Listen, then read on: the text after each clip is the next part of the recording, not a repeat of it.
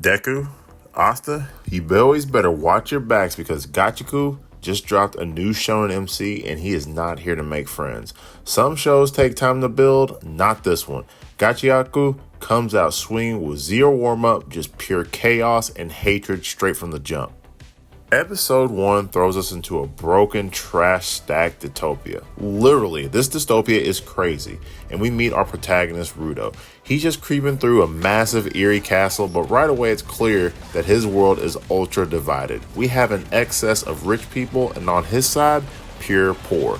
We're talking picking through the garbage just to survive, and that's where Rudo comes in. A street-level survivor who has a serious temper, yet a soft heart. He is here to take what he is needed in some kind of dystopian Robin Hood type action.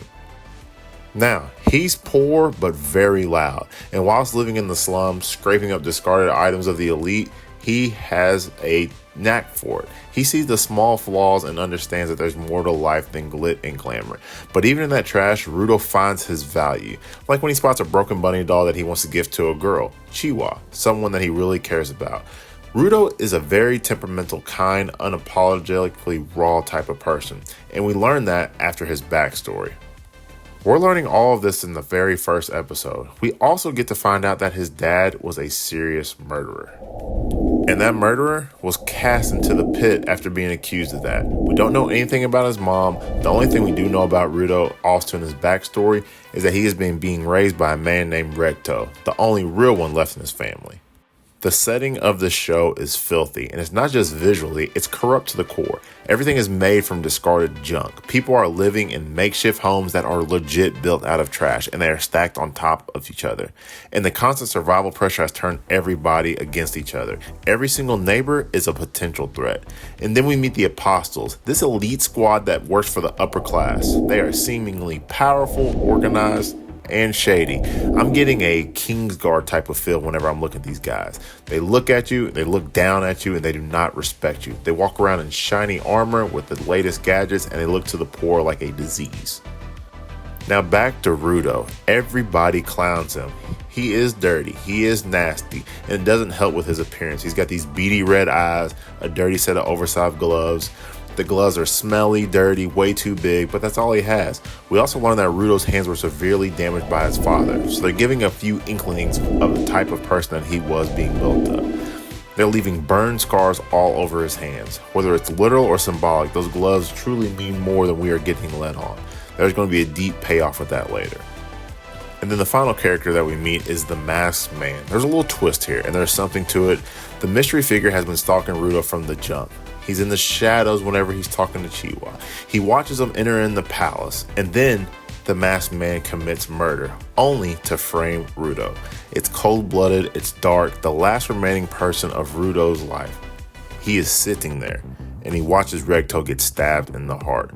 Before he even gets a chance to explain, the royal guard comes and arrests him. Not only do that, but they send him to the pit. The Apostles drag him out, do not let him explain anything. This man is going down. They are looking at him as a dirty person. After being framed, after having a dad who has abandoned him, after watching his father figure get killed, he is sitting there ready to be sent off to the pit. And as he does a last take, he looks in the crowd and he sees the Masked Man staring at him. Next to him is Chiwa, who finally gives in and gives out of him. The beautiful bunny that was handed to him, she throws him away after saying she believed him to be different.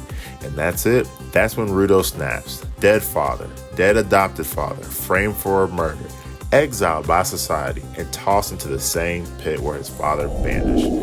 Rudo absolutely loses in the final moments, and it's very dramatic. It's very emotional. This dude's been dealt a trash hand, and he is not getting any let up. But beneath the rage, there's a spark, and we're going to see that in the remainder of this series. Everybody talks about the trash. Nobody cares about anything but themselves. There are two sides of the same coin. The rich and poor sat between a division of a wall. Everybody talks about the pit and the trash, and that is where Rudo is headed. Once he lands, it is more dystopian. It's dark, it's scary, and he sees a dinosaur-looking figure who is towering over him. This has sparked my interest. I've been looking forward to this anime all summer long, and it's finally here. Episode 1 did not disappoint. This is how you do a first episode. You give us a world of hating, an unsung hero, and a system that is begging to be burned down, and at the base of that, you are going to get Rudo. Gachiakuta might be the next generation of shonen. All I know is if the rest of the episodes are like episode 1, we're going to be talking about this for a long, long time. I don't want to gas him up too much, but this is arguably the MC of 2025. That's the review. I am head over heels for this show. I'm so glad that it's finally here. Tell me what you thought about the opening scene. Tell me what you think about Rudo as an MC. Don't forget to like and subscribe. Tell me what you thought about episode 1 down in the comments, and I will see you on the next review.